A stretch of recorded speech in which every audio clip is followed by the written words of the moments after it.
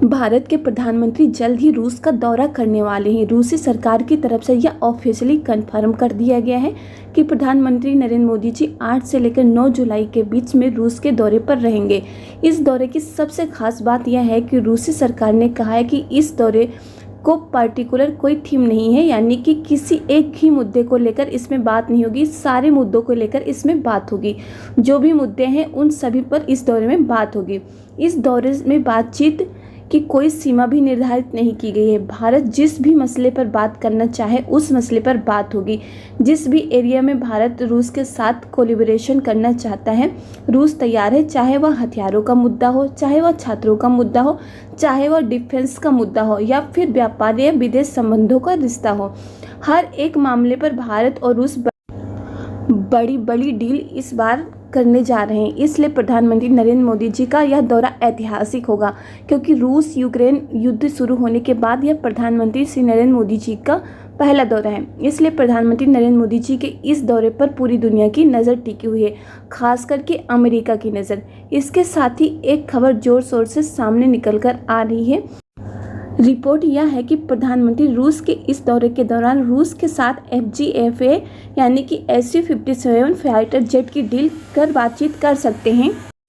FGFA 7 साल पुरानी deal है, जिसके तहत जो Su-57 स्टेल्थ लड़ाकू विमान है उन्हें भारत और रूस मिलकर बनाने वाले थे, जिसमें भारत भी कुछ पैसा लगाता और रूस अपनी टेक्नोलॉजी और पैसा लगाता। इस स्टेल्थ लड़ाकू विमान को रूस की टेक्नोलॉजी और भारत के रूस के पैसे से तैयार किया जाता। भारत और रूस दोनों देश मिलकर अपने अपने देशों में इनकी फैक्ट्री लगाते और इसका बहुत ही अधिक मात्रा में प्रोडक्शन करते और फिर इन्हें अपनी अपनी सेनाओं में शामिल करते। यह डील 2018 में बहुत ही एडवांस लेवल तक पहुंच गई थी। भारत ने इसमें करीब $1 बिलियन यानी कि लगभग 8,000 करोड़ रुपए से ज़्यादा इस प्रोजेक्ट के लिए दे दिए थे। लेकिन कुछ ही समय के बाद भारत ने FGFA यानी कि Su-57 लड़ाकू विमान के प्रोजेक्ट से अपने आप को बाहर कर लिया था। इसके कई कारण थे। एक कारण कि भारत को लगा कि यह जो लड़ाकू विमान है वह पूरी तरह से स्टेल्थ नहीं बन पाएगा। भारत की यह बात सही भी साबित हुई। कई साल हो गए लेकिन Su-57 लड़ाकू विमान पूरी तरह से स्टेल्थ लड़ाकू विमान आज भी नहीं है। इसके कई ऐसे हिस्से हैं जो एक्सपोज है, यानी कि वो स्टेल्थ कोटिंग में नहीं आते, जिस वजह से इसका रडार सेक्शन इतना है कि जितना पाकिस्तान के पास एयर डिफेंस सिस्टम है वो तो इसे नहीं पकड़ पाएगा, लेकिन चीन के पास जो रडार का एडवांस सिस्टम है उनसे इसे पकड़ा जा सकता है। रूस का कहना है कि हम कोशिश कर रहे हैं कि Su-57 को 100% स्टेल्थ बनाने की और आने वाले कुछ सालों में इसे पूरी तरह से स्टेल्थ बना भी लेगा। पहला कारण इसका स्टेल्थ न होना था। दूसरा कारण था कि भारत को लगा कि रूस कह तो रहा है कि इससे वह स्टेल्थ बना लेगा, लेकिन कम से कम इसे स्टेल्थ बनाने में 7 से 8 साल का समय लग जाएगा, यानी कि 2027 तक कि इसे पूरी तरह से स्टेल्थ बना पाएगा।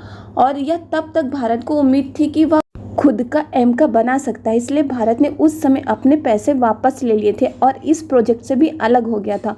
अब 5 साल के बाद 2024 में स्थिति पूरी तरह से बदल चुकी। अब चीन ने भारतीय सीमा पर सैकड़ों की संख्या में J-20 स्टेल्थ लड़ाकू विमानों को तैनात कर दिया है और उन्हें काउंटर करने के लिए भारत को या तो Su-57 चाहिए या फिर F-35। इन दोनों में से एक लड़ाकू विमान हमें भले ही कम संख्या में हो, यानी कि 30 से 35 की संख्या में ही क्यों ना हो, लेकिन खरीदना तो पड़ेगा ही, वरना दुश्मन को हम टक्कर कैसे देंगे।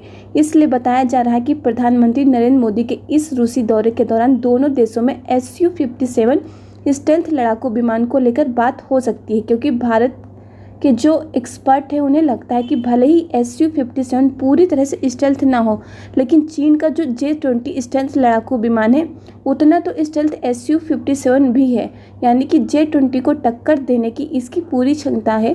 इसलिए भारत इस स्टेल्थ लड़ाकू विमान को कुछ संख्या में खरीदना चाहता है रूस से। यह स्टेल्थ लड़ाकू विमान भारत के लिए काफ़ी ज़्यादा अच्छा साबित हो सकता है डिफेंस के मामले में। इसलिए अब भारत की नज़र इस Su-57 स्टेल्थ लड़ाकू विमान पर है और यह दौरा भारत के लिए भी काफ़ी ज़्यादा फ़ायदेमंद होने वाला है। अब आपकी इस पर क्या राय है, अपनी राय कमेंट करके बता सकते हैं। आप लोग को वीडियो पसंद आए तो आप लोग वीडियो को लाइक कर दीजिए, साथ में चैनल को सब्सक्राइब करके नोटिफिकेशन बेल आइकन को ज़रूर दबा दीजिए, जिससे वीडियो की नोटिफिकेशन आप लोग को मिले और आप लोग वीडियो को सबसे पहले देख पाएँ। और वीडियो को आप लोग अपने दोस्तों के साथ शेयर जरूर कर दिया करें, जिससे कि और लोग भी वीडियो को देख पाएँ। इस वीडियो में बस इतना ही। जय हिंद, जय भारत।